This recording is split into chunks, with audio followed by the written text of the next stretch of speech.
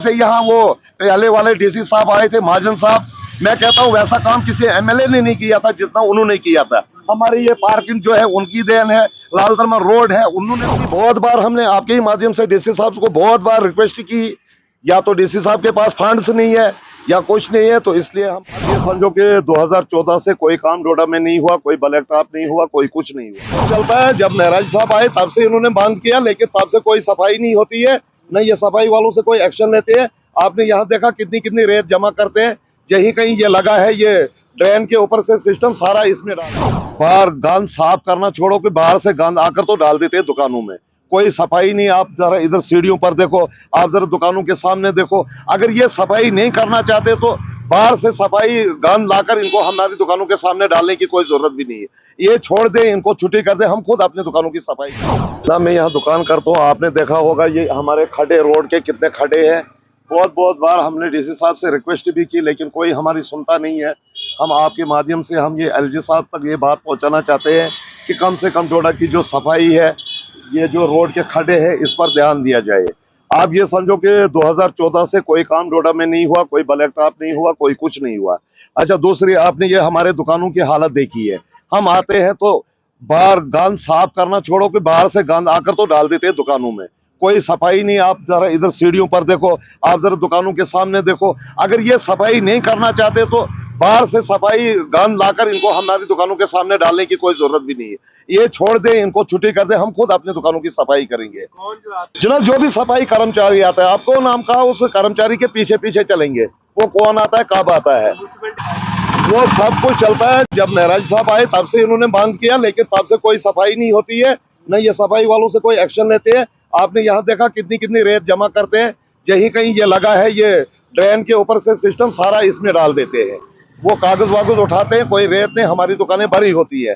बहुत बार हमने ईओ साहब से भी रिक्वेस्ट की, फोन भी किया, सब कुछ। हमारे फरीद साहब ने फोन किया, सुबह हमें कम से कम 1 घंटा लगता है सफाई करने में। अगर हम ये गंद डालेंगे फिर किसी लिफाफे में डालकर तो कहीं साइड पर हमें पहुंचानी पड़ती है। तो आप भी देखो रोड की क्या हालत है, कितनी गंद है। इनकी जिम्मेवारी बनती थी कि जो इनके कर्मचारी हैं उनको, जिसको जहां ड्यूटी है वो अच्छी तरह सफाई करे, कम ही करे लेकिन अच्छी तरह सफाई करे।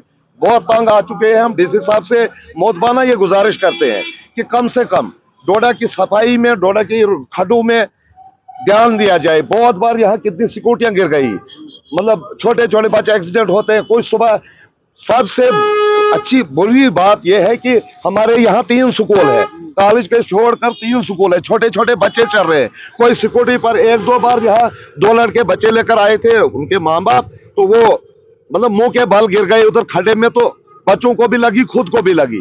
तो ये डीसी साहब से हम ये मोदबाना गुजारिश करते हैं, कम से कम इन आरएनबी वालों को कहा जाए, इन खड्डों को भरा जाए। और ये टोन की जो सफाई है तो ये जरूरी होनी चाहिए, अच्छी तरह सफाई होनी चाहिए। ये हमारे भाई हैं, इनसे पूछो, सब हम परेशान हैं, क्योंकि ये हेडक्वार्टर है।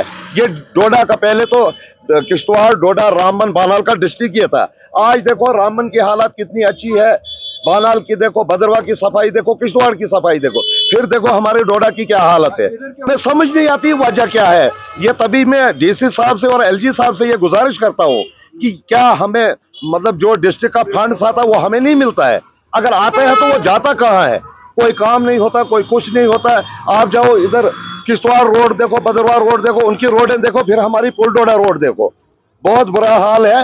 अब बोलने से भी डर लगता है, क्या बहुत बार हम बोले, तो इसलिए हम डीसी साहब से फिर एक बार रिक्वेस्ट करते हैं। जैसे यहाँ वो पहले वाले डीसी साहब आए थे, महाजन साहब, मैं कहता हूँ वैसा काम किसी एमएलए ने नहीं किया था जितना उन्होंने किया था। हमारी ये पार्किंग जो है उनकी देन है, लाल दरबार रोड है, उन्होंने पहुंचाया। यहाँ नागनी में जो आज ये सैर शहर करने पिकनिक पर जाते हैं लोग, उनकी मेहरबानी। ये मतलब बस स्टैंड हमारा बन रहा तो महाजन जी की मेहरबानी है। उसको हमने कभी ऑफिस में नहीं देखा था, दिन के 24 घंटे वो चलते थे। कहाँ क्या खराबी है तो बहुत अच्छी तरह, लेकिन जब से वो गए तब से कुछ पता नहीं। मैं धार में रहता हूँ, कभी हमारी रोड पस्सी आती थी, कुछ आती थी, डीसी साहब को फोन करना, 10 मिनट के बाद मशीन वहां खड़ी होती थी।